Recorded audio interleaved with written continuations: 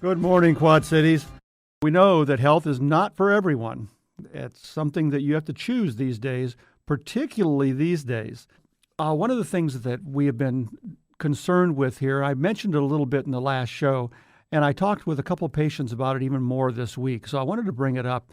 When do you know you're a failure when it comes to your health goals? This is a question that Maurice across the glass there, he's with me every Saturday morning with you. He's kind of controlling lots of different things about the show. And he brought that up. He says, when do you know? Because Dr. Rexroth, you're this nutritionist, you're the chiropractor, you're this health, he stopped short of saying health nut, but, you're this person who's into it. You're kind of a little bit obsessed with it and stuff, and you read all these scientific articles and stuff, and you know all this stuff. So, but what about, the rest of us? What about we're out there and we're the ones who are seeing all these incredible commercials with syrup slathered all over donuts and things like that, and this stuff is almost irresistible. And it's being offered by friends who, really want to give you a great experience. And how do you say no to them? And, I don't have to go through the entire litany because you guys experience it every single day. What's going on there? Well, how do we know when we're a failure? Well, I'll tell you, in my opinion, you're only a failure when you're not learning. Every time you make a step in the wrong direction, if you learn from it, you're a success. Now, how many steps in the wrong direction does it take, though, before you consider it a failure? Well, I'm not even sure if that's helpful to consider that as a question, because you can take many steps in the wrong direction before you realize, this was just not a very good idea at all. And I think that the best way to look at this is to consider everything as an experiment. And you can interpret it as an experiment after you do it, as opposed to when you're in the middle of it. It can be kind of accidental stumbling into something and then say, this has proven to be a great experiment because I've learned something from it. And I think that's the way it is. And it's not really that you have to learn things. You can actually ask yourself whether you should actually repeat this experiment so that you can make sure that the experimental results is correct. Now, I've done that many times. I've mentioned many times that there are certain foods that I eat that I don't get good results with. And those results that I get are sometimes a day or 2 days or 3 days later. Sometimes, by the way, even more than that. But I don't get good results with them. But the foods are just so tasty that it's really hard not to do the experiment again, right? So I've done this. I'm no paragon of absolute perfection. And yet, since I see these things as experiments, I can go back and repeat the experiment and learn more and more. And what I've noticed is that over the years, my avoidance of the things that cause the results I don't want in the experiment, the avoidance of those things actually improves. So, when you run your experiment, you notice the results. When you notice the results, you say, if I don't like the results, what other choices can I make? You can always ask the question, all right? This is the important question. And if you have a pencil, write in your hand or go get one real quick because I want you to write this down. When you don't get the results you want, you ask the question, what can I do next time to get results more like what I want?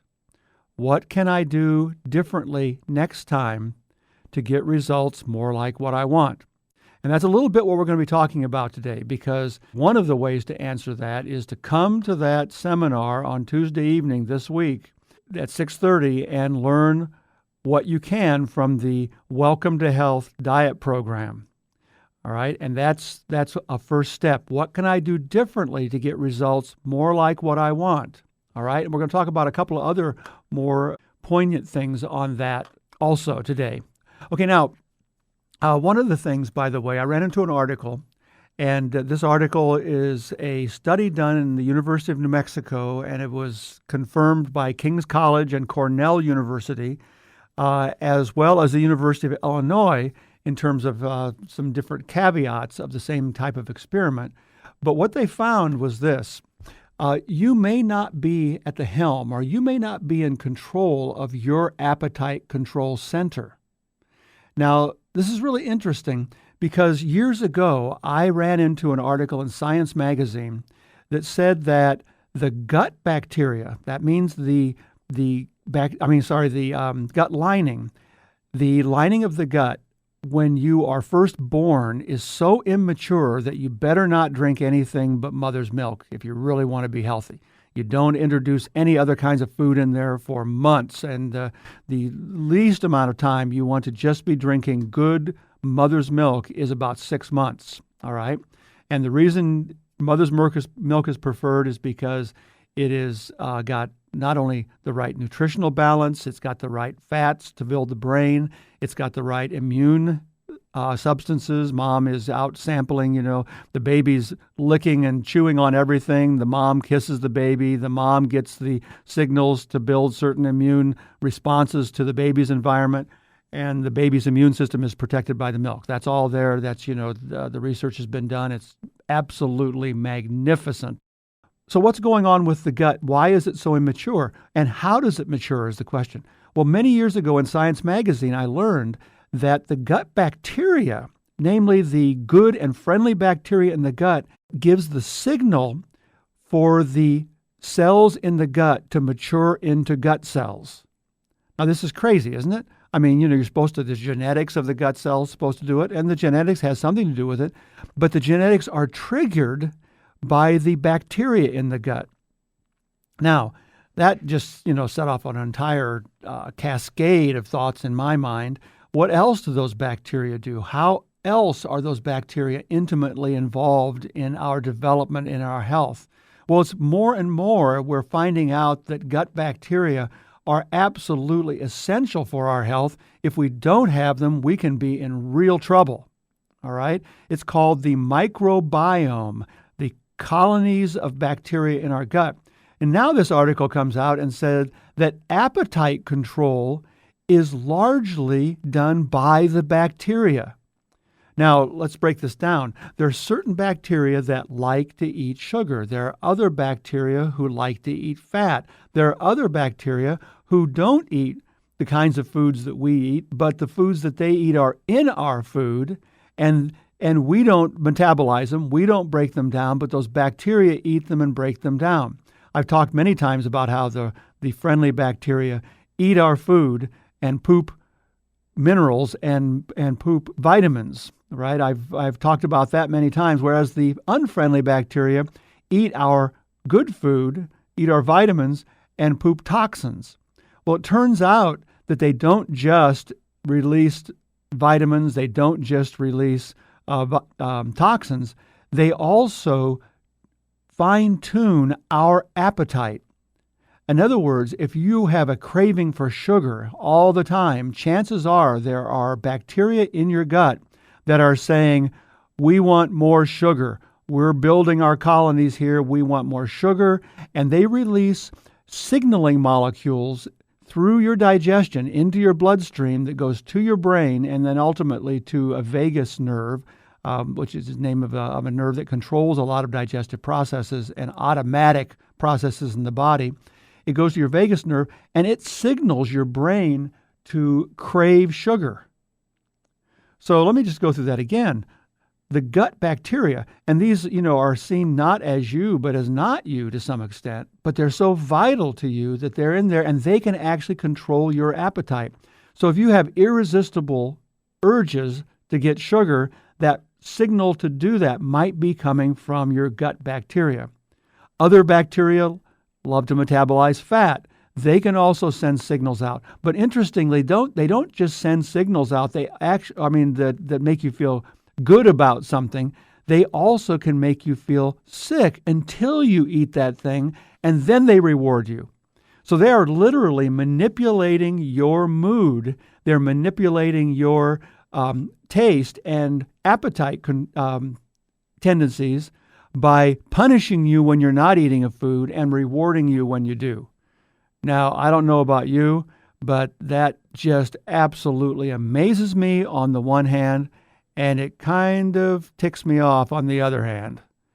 Because, listen, I don't know about you. You look down at your belly and you say, you mean It's not my choice to be like this. I go to the doctor and they give me statin drugs and they give me this and they give me that. And it's the bacteria that are bringing this about. Well, on the one hand, yeah, you can be ticked off about that, but don't say it's just the bacteria, because no matter what results you get, you've got to take responsibility for it. Now, what do I mean by responsibility? When I use the word responsibility, I'm not saying blame. I mean, blame, I've never found blame of anybody else or of myself to be productive. Particularly when I try to blame my wife for something, where's my socks? Have you seen my glasses? I always get the same response, they're probably where you put them. And she happens to be right like 99% of the time. So, blame never really works. When it comes right down to it, responsibility is what works. Responsibility to me is simply the word broken down into your ability to respond, my ability to respond. That means I've got to open my eyes and look for the glasses, find a pair of glasses to look for the glasses with, whatever. But I've got to take responsibility. I've got to monitor my response. And it turns out that in this particular case, the microbiome or the bacteria in our gut change in response to the food we eat, as well as initiating us to eat certain foods. Once we are aware that we can actually change the balance of our microbiome, change the balance of the bacteria in our gut, then we can take some responsibility. And that's what we have here in this article also. Namely, the researchers from King's College and Cornell University found that if you eat lots of sugar for long periods of time, those bacteria will be favored. They were focusing on how our bacteria population in our gut actually affects our taste, actually affects the control of appetite, and how that some bacteria can actually promote us to eat more sugar, some can promote us to eat more fat, others are there to actually enhance our immune system and keep us safe. Some of them are there to produce vitamins and to help us live, but they're all there and they all have interests, and they all promote those interests by giving us signaling molecules that affect what we eat. But what we're going to be finding out today is this, that we can actually influence the balance of those and therefore influence our own tendencies to eat certain foods.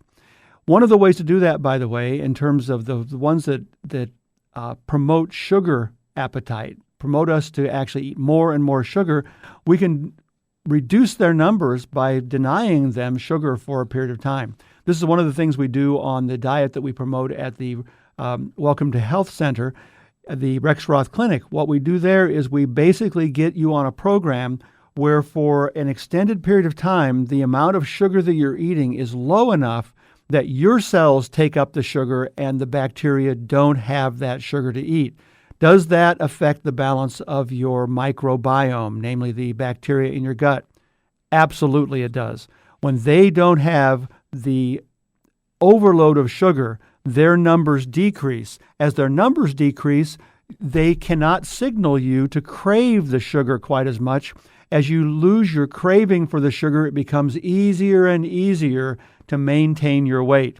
The same thing, by the way, would be true for anything. So if you feed the bacteria that are good, the ones that provide you with the vitamins, etc., what happens is, these are called prebiotics, where you feed them the right food, their numbers increase, crowd out the bacteria that are craving the sugar or causing you to crave the sugar, and then your craving goes down. Now, most of you would be happy, very happy, to go through life with less sugar if you weren't craving it all the time.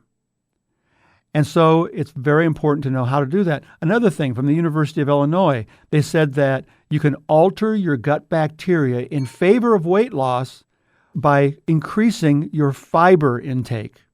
Now, this means you're eating lots of lettuce, you're eating good green vegetables, a lot of raw vegetables is even better because the fiber has not been broken down. But just eating lots of vegetable, getting your broccoli every day, eating good apple, apples and things. Make sure that if you're not on a fast weight loss diet, you can eat the fruit, and make sure that you eat it with the fiber. Don't drink fruit juice, my friends, because that's just the same as drinking a Pepsi. The amount of overload of sugar is massive. But if you eat an orange, for example, and you eat all the pulp and a little bit of the rind, the white stuff on the inside of the peel, you are getting fabulous nutrition, and that lowers the unfriendly or the ones that are craving the sugar in the gut, and you're promoting weight loss and you're reducing risk for disease by eating all of that fiber. Tremendous study from the University of Illinois. So we're not at these bacteria mercy. What we are is we're at the helm. We are in control of what controls our appetite once we know what we're doing. That's the kind of knowledge that we give at the Rexroth Clinic. That is the kind of thing that we promote in our dieters on our weight loss program. We've been talking about kind of sculpting or conditioning your gut bacteria so that you can find yourself in an emotional position and in an actual physical position where you are losing weight naturally, where you are not experiencing the craving for all the wrong kinds of food. Increasing your fiber, denying the sugar-loving bacteria of sugar for a while until their populations go way down, improving the efficiency of your gut to digest and promote good fat metabolism. These types of things are more and more known to be connected directly to the balance of gut bacteria and to the choices that you make with regard to the food that you eat. My friends, that is just so very vital. I've mentioned my nutritional rule of thumb many times on this program. It's important to keep that in mind. The nutritional rule of thumb: eat the way your ancestors ate.